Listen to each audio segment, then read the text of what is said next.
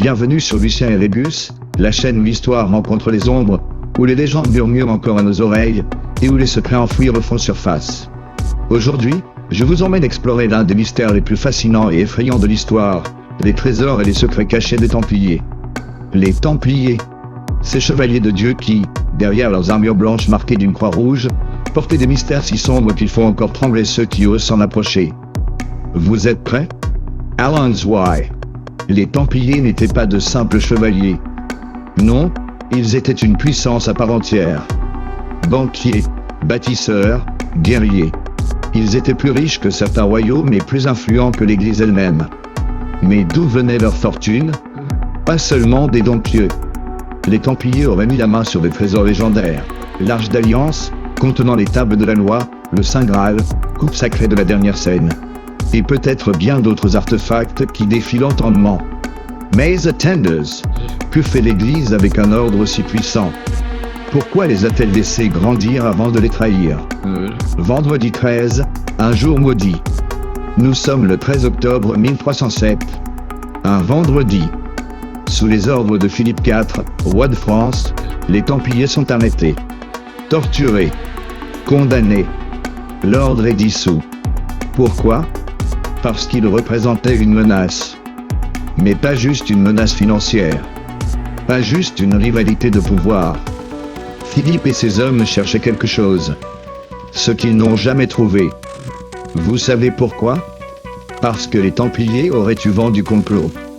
Et dans la nuit précédant leur arrestation, ils auraient déplacé leur trésor. Aujourd'hui encore, nul ne sait où il se trouve. À Rosslyn-Chapelle en Écosse? Dans les sous-sols d'un château espagnol? Ou dans les profondeurs du lac de Tibériade?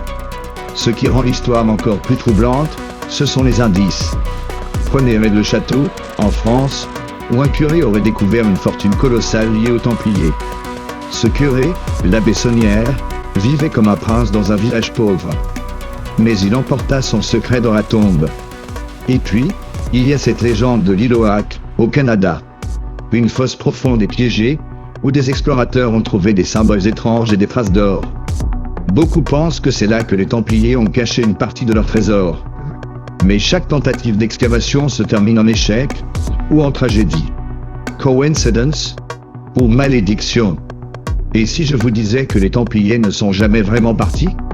On raconte que certains chevaliers ont échappé à la purge, qu'ils se sont réfugiés en Écosse, au Portugal, et qu'ils ont intégré d'autres sociétés secrètes. Certains chercheurs pensent que les Templiers sont à l'origine des francs-maçons. D'autres qu'ils ont fondé des groupes encore plus mystérieux comme les Illuminati. Alors, regardez autour de vous. Les Templiers pourraient être encore là, dans les couloirs du pouvoir, dans l'ombre, et peut-être même, en train de surveiller ceux qui osent trop s'approcher de leurs secrets. Les chasseurs de trésors parlent de malédictions, de morts étranges, de visions terrifiantes. Leurs avertissements sont clairs. Ce que les Templiers ont laissé derrière eux n'était pas destiné à être trouvé. Et si leur véritable trésor n'était pas une richesse matérielle, mais un savoir interdit? Quelque chose d'assez puissant pour bouleverser nos croyances, notre monde, et peut-être même l'humanité tout entière. La vérité est là, quelque part. Alors, êtes-vous prêt à poursuivre cette quête? À chercher les réponses à des questions que l'histoire elle-même semble vouloir effacer? Ici, sur Lucien et Rébus, nous explorons ces mystères.